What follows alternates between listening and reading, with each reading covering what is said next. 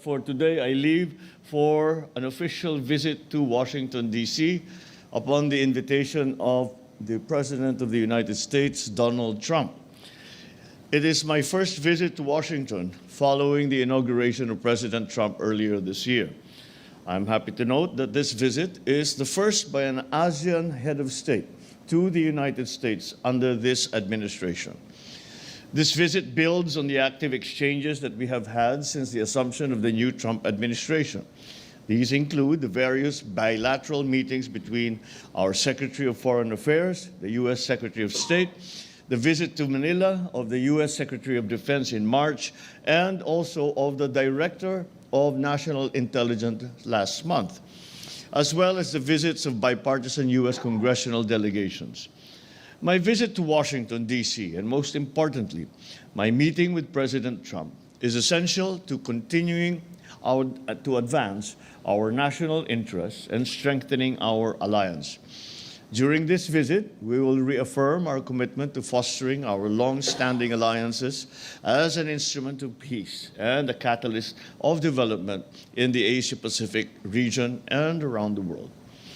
My top priority for this visit is to push for greater economic engagement, particularly through trade and investment between the Philippines and the United States.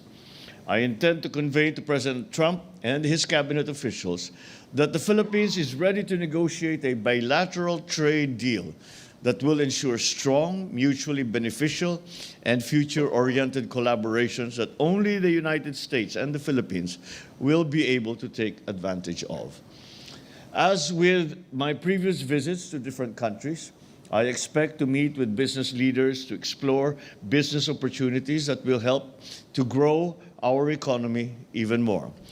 And as you will notice, in the attendance of the cabinet secretaries here today, our cabinet secretaries for defense and the economic team as well are not here simply because they are already there and have been there for a few days to prepare the groundwork for the work that we are doing whilst I am actually there. And so I expect our discussions to focus on security and defense, of course, but also on trade.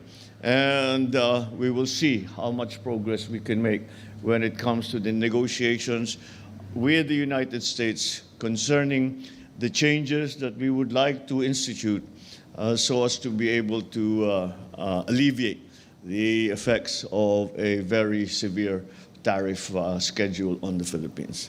With that, thank you very much and good morning.